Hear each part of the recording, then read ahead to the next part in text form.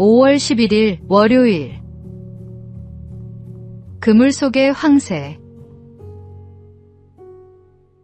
이솝우화에 이런 이야기가 있습니다. 해마다 밭농사를 망치게 하는 학과 기러기 때문에 큰 손해를 보던 농부가 마침내 그물을 쳤습니다.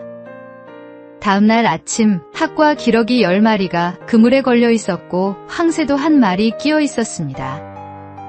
학과 기러기들은 자기들이 지은 죄가 있어 아무 말도 하지 못했습니다. 그런데 황새만은 달랐습니다. 저는 당신의 곡식을 단 한 번도 먹은 적이 없습니다. 저를 놓아주세요 하며 억울함을 호소했습니다. 그러자 농부가 말했습니다. 내가 잘못이 없다 해도 도둑들과 같이 있었다는 것만으로도 충분히 죄가 된다. 황새는 억울했을 것입니다. 실제로 아무것도 훔치지 않았으니까요. 그러나 농부의 눈에는 함께 있었다는 사실 자체가 이미 증거였습니다. 우리의 삶도 그렇습니다. 마음으로 이미 범죄하였다면 그것은 이미 범죄한 것이라고 주님은 말씀하셨습니다. 그리스도인의 삶은 결과만이 아니라 그 자리와 방향까지 묻습니다. 어디에 있느냐가 어떤 사람인지를 말해줍니다. 주님은 청결한 마음, 거룩한 자리를 원하십니다. 내가 지금 서 있는 자리를 한번 살펴보시기 바랍니다. 오늘의 말씀. 음행과 온갖 더러운 것과 탐욕은 너희 중에서 그 이름조차도 부르지 말라. 이는 성도에게 마땅한 바니라.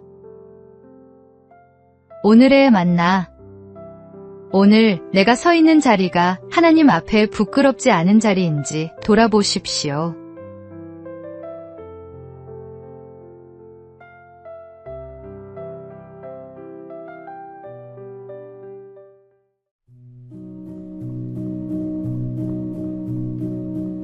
(5월 12일) 화요일. 하나님이 맡기신 것. 유한양행을 세워 기업 보국의 길을 걸었던 유일한 박사가 그 자리에 오르기까지는 많은 고난이 있었습니다. 그가 모든 어려움을 이겨낼 수 있었던 것은 어린 시절 신앙의 삶으로 가르침을 준 사람들 덕분이었습니다. 그는 1895년 평양에서 태어나 9살에 홀로 미국 땅을 밟았습니다. 그를 거두어준 것은 네브래스카주의 친례교 신자 테프트 자매였습니다. 그들은 아침마다 성경을 읽고 기도한 뒤 밭에서 하루 종일 일하는 검소한 삶으로 기독교의 노동윤리를 몸소 실천했습니다. 어린 유이라는 그 모습을 눈에 담으며 자랐고 하나님 앞에서 정직하게 맡은 일에 최선을 다하라는 가르침이 그의 삶 전체를 관통하는 신념이 되었습니다. 그는 미국에서의 성공에 머물지 않았습니다. 자신의 재산을 하나님이 맡기신 것으로 여기고 고국으로 돌아와 유한양행을 세웠습니다. 1969년에는 경영권 상속을 포기하고 전문 경영인에게 사장직을 물려주었으며 세상을 떠날 때 전 재산을 사회에 환원했습니다.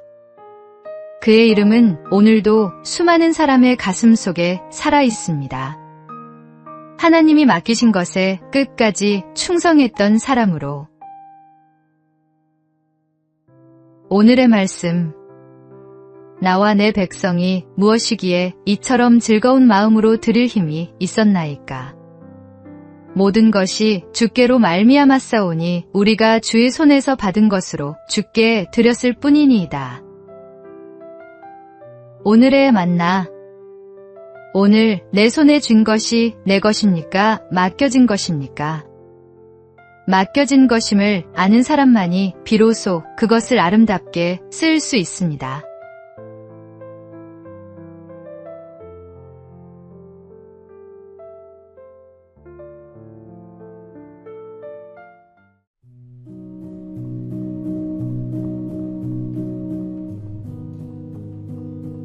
(5월 13일) 수요일.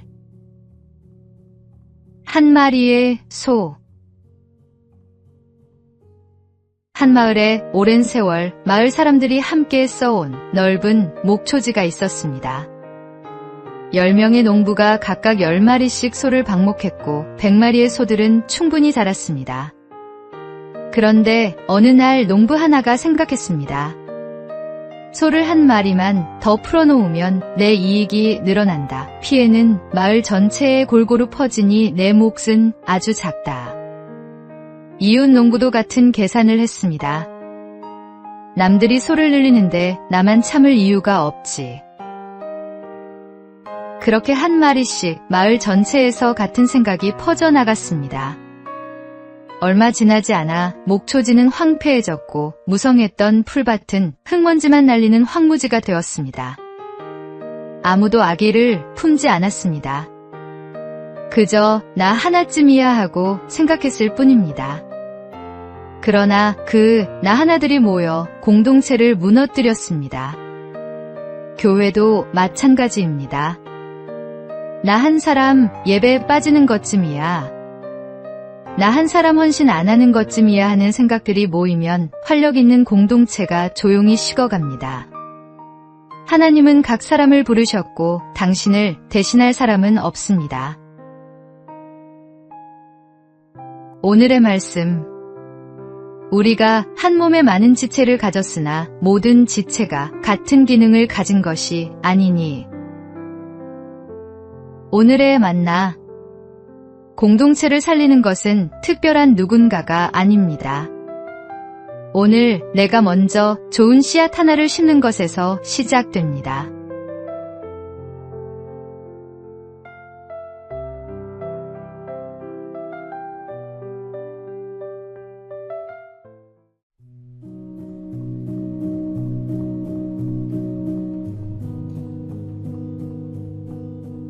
(5월 14일) 목요일. 공중의 새를 보라. 공원을 걷다가 나무 위에 앉은 새를 한참 바라본 적 있으십니까?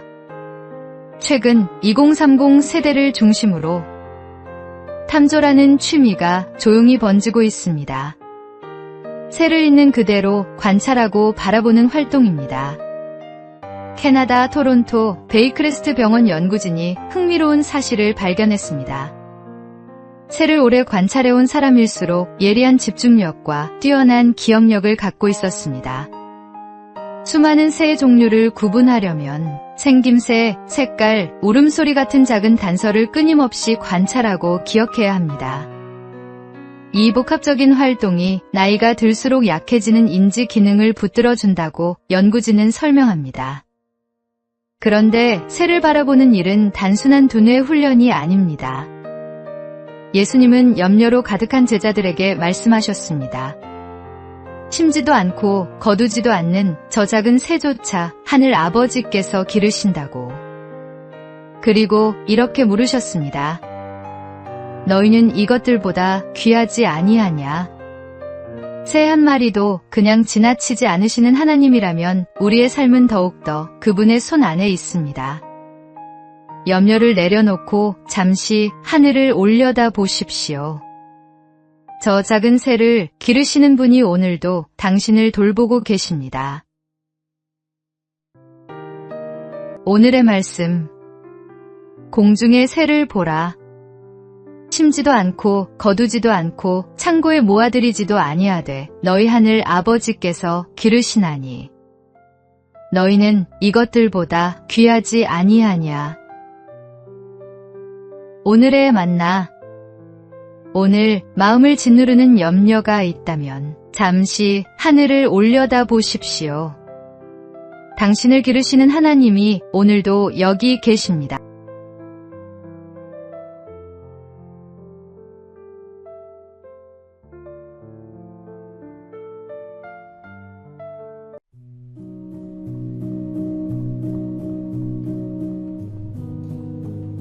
(5월 15일) 금요일. 이위가 기억되는 이유. 1992년 벨기에 스파프랑코샹 서킷에서 F1 그랑프리 예선이 열렸습니다. 세 차례 F1 세계 챔피언에 오른 아일톤 세나가 우승을 향해 질주하던 그 순간, 프랑스 드라이버 에릭 코마스의 차가 방호벽을 들이받았습니다. 차는 트랙 한복판에 멈춰 섰고 코마스는 의식을 잃은 채 쓰러져 있었습니다. 엔진은 최고 회전수로 울부짖고 있었고 차 밑으로는 연료가 새어나오고 있었습니다. 불꽃 하나면 모든 것이 끝날 상황이었습니다. 뒤따라오던 세나의 눈에 그 장면이 들어왔습니다. 그는 망설임 없이 차를 세웠습니다. 헬멧도 벗지 않은 채 달려가 코마스의 차 시동을 끄고 구조대가 도착할 때까지 그의 머리를 두 손으로 받쳐 들었습니다. 챔피언의 두 손은 그날 핸들이 아니라 한 사람의 생명을 붙들고 있었습니다. 메달을 목에 걸지 못해도 진정한 승리자가 있습니다. 말씀의 눈으로 세상을 볼 때 하나님 앞에 진정한 메달리스트가 될 수 있습니다. 세나는 그날 트랙 위에서 더 큰 레이스를 뛰었습니다. 순위가 아니라 사람을 택한 것입니다. 하나님의 눈에 진정한 승리는 1등 기록이 아니라 멈출 줄 아는 용기입니다. 오늘의 말씀. 누구든지 제 목숨을 구원하고자 하면 잃을 것이요. 누구든지 나를 위하여 제 목숨을 잃으면 찾으리라. 오늘의 만나. 오늘 내 앞에 멈춰야 할 순간이 있다면 주저하지 마십시오. 그 선택이 하나님 앞에 가장 빛나는 순간입니다.